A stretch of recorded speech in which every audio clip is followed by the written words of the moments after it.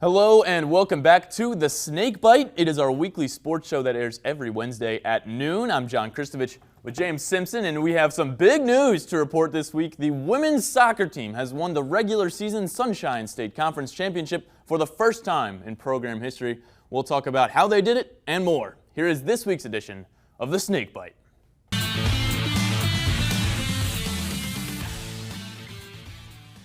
Yeah, John, the Mocs are thriving as the women's team won their 7th straight game heading into last night's regular season finale. Let's take a look at our weekly rundown and see what the rest of our teams have been up to. As you can see, the volleyball team got back on track in the SSC with a pair of wins, while both swim teams went up against Division I talent on Friday. The cross-country teams traveled to Huntsville, Alabama, and the men's soccer team continued their season that has been glittered with ties. Both the men's and women's soccer teams did compete last night after our studio production time. Yeah, and we will talk about that in just a moment, James, but let us give our due credit to that Florida Southern women's soccer team, which won the regular season championship with their win over Barry on Saturday night. It was a thriller as the visiting Buccaneers scored the first goal roughly 5 minutes into the game. It was the first time all season that the Mocs gave up the first goal of the game to any opponent, but they were able to battle back from the uncharted territory with a huge goal from Malia Brost before Caitlin Lowry gave the Mocs a go-ahead goal early in the second half. We talked to Jenny Staten, who made 7 saves in the win after her team clinched the conference. I'm here with Jenny Staten, keeper for the Florida Southern College Mocs. You guys just clinched the first regional season championship in the program history. How does that feel? It feels amazing. I can't really describe it because we put so much work in this season and it's really paid off. We were voted to finish last in the conference, so this is kind of an unreal feeling right now. Yeah, I bet. And you've been such a huge part of this in the goal, defending all those shots. A great defensive showing from the Mocs this season. How's that been part of the game? How's it felt coming through? Walk me through it a little bit. Yeah, I mean, it's really a team effort. Everyone's putting 100% in on the field when they step on, and I think that's a great standard that we have set this season, that we give 100%. We're blocking shots, and our defense is really putting a lot of work in to keep these games, so we're able to get some goals as well, so we're able to win these, so it's been great. Absolutely. And correct me if I'm wrong, but you're graduating this year, right? Yeah, in December. Okay, and so you've been around the block a little bit. What does it mean to finally get that? It's a great end, I feel like, to your career in this story here at Florida Southern College. Yeah, no, it's really a great feeling. I mean, especially with the class I came in with, we never thought we'd be here before. So it's really unreal, honestly. And so what is the mindset going into that, not to look past the game next week, but going into the conference tournament and hopefully the regional tournament down the road? Yeah, so our first focus is on Rollins. Of course, we do want to win that game 100% and just really prove that we deserve to be at the top. And then for the conference tournament, we're going to have to put a lot of work in off the field to make sure we're staying focused because we do have a couple days off since we won't be playing in the first round. So we are going to have to really put a lot of work in practice, and hopefully we're able to make the tournament. That would be amazing. I've never done in women's soccer, so that would be great. All right, thank you so much. Congratulations. Have a good rest of your night. And back to you, John. Thank you. Thanks, James. And as we mentioned, both of these teams were in action last night. We'll send it to Jacob McDougald for the results of Tuesday night's matchup with Rollins College. Hi, I'm Jacob McDougald reporting from Barron Field. Tonight, the FSC women's soccer team won 3-0 against Rollins. Now, our goalkeeper kept Rollins scoreless. Our girls came from Angelina Coelho, Allison Jenkins, and Malia Brost, who I'm here with right now. Now, Malia, describe your goal tonight off the free kick in the second half. My coach Darren, he said hammer, and that's kind of what I did. Now, the defense played incredibly well tonight. How did the defensive efforts contribute to the offensive opportunities? They're a solid back line. They always have been this whole season, so it really helps provide the attacking players with opportunities to get up because they do their job. Now, SSC regular season champs, how does that feel, and how do you keep this momentum going into the playoffs? It feels amazing. I'm only a freshman, but I'm glad to be a part of it, and we're not done yet. That's truly incredible. Congratulations, and thank you so much. Thank you. All right, have a good one. And that team will now turn their attention to November 3rd, where they will host a team to be determined in the Sunshine State Conference tournament. And on the men's side, John, the teams battled to 2 hard-fought draws this week, including a big tie on the road against the number 5 nationally ranked Barry Buccaneers. They tied Tampa on the road last Wednesday 0-0, and Henry Topovin had the lone goal in the tie to Barry on Saturday night, bringing his total to 16 goals on the year before the game last night against St. Leo. Ryan Duffy played all 90 minutes in the draw to Tampa on senior night last week, and we talked to him after the game.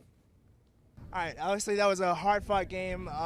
What can you guys learn from this game? Like, what specifically worked tonight, and like what can be adjusted for the future? I think tonight, moving the ball up to the middle, getting it to that opposite side quick with our fast wingers, that's things we definitely have to improve on and continue to do. And tonight, I think it was just about the boys. Senior night, I think we had a good game plan going in. I think, you know, for us seniors like me, I really appreciate the effort that we put in. Going down to red card's hard, but we've done it before, and we show character in every time. And again, that team played again last night in their final home game of the season. Our Jacob McDougall has the results from that contest against St. Leo University. I'm Jacob McDougall reporting from Barron Field. Tonight the Mocs defeated St. Leo 3-0. The goal scorers were Braden Hill, Santiago Arazo, and Felix Tan. I'm here with goalkeeper AJ Pierce. Walk me through tonight's defense that led to the first conference win. You know, honestly, we've had a tough season. Everyone can see that. But in these past 5 games, we've really banded together as a team. We've worked our butts off defensively. We don't want to get scored on. And at the end of the day, if you don't want to get scored on, you can make it happen. Game's going to go well for us, and it did today. All right, so the late penalty kick in around the 86th, 87th minute. Walk me through what was going through your mind in that particular moment. You know, we've had a few penalties this year. I had one about this time against Montevallo, nice and late in the game. And honestly, I was just happy I could help one for the team again. Got to keep a clean sheet. So how do you guys keep the momentum from this game going forward against Rollins on Friday?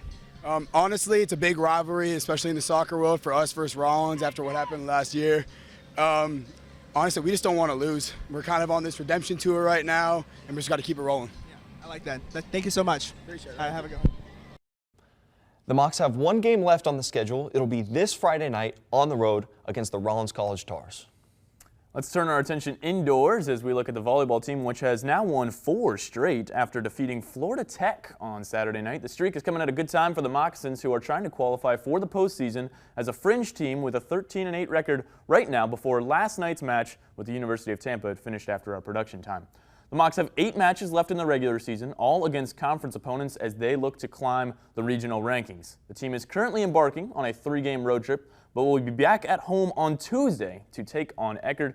3 conference matches in 5 days for the Mocs on the road. That's right. And now let's talk cross country as both teams just returned from the UAH Invitational in Huntsville, Alabama, competing in a packed field of 44 teams. The women finished in 17th, led by junior Ellie Fluman, while the men took 14th out of 48 teams. Freshman Anthony Matthew paced the Mocs as he ran the 8K in a blistering 24:45, becoming the first freshman in Florida Southern history to run sub-25 in the 8K.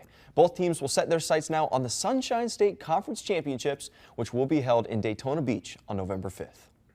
And we mentioned earlier that both swim teams were in action against Division I squads this week as they traveled to Florida State University. The women actually competed in a quad meet, taking the win over the University of North Florida, certainly hanging with some of the best D1 teams in the state. Freshman Elizabeth Sykes had an event win for the Mocs, taking the 200 fly with a time of 2:06.81, while the men went head-to-head with Florida State, with the Peristeritis brothers specifically putting up a great showing. Nico finished first in the 200 breast, while older brother Keith won the 500 free, earning SSC Swimmer of the Week for his efforts. And John, you know, he wasn't the only SSC Athlete of the Week, as we saw Jenny Staten and Caitlin Lowry both earn accolades this week as well. Let's go to esports news now, as the Florida Southern esports team captured hardware this past weekend, winning the inaugural Rocket League Peach Belt Conference Championship in thrilling fashion.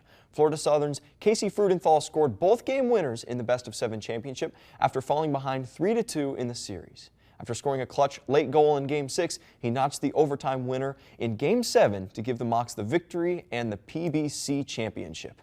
The Esports League of Legends team and Overwatch team are both set to continue competition this week. That'll just about do it for this week's edition of the Snakebite. And James, we have a very quiet week here coming up in Lakeland. No home games until next Tuesday. Very scary stuff. John Kristovich and James Simpson saying thank you so much for tuning in with us here at FSC TV. We hope you enjoy your Halloween, if you will, and we will see you next Wednesday at noon.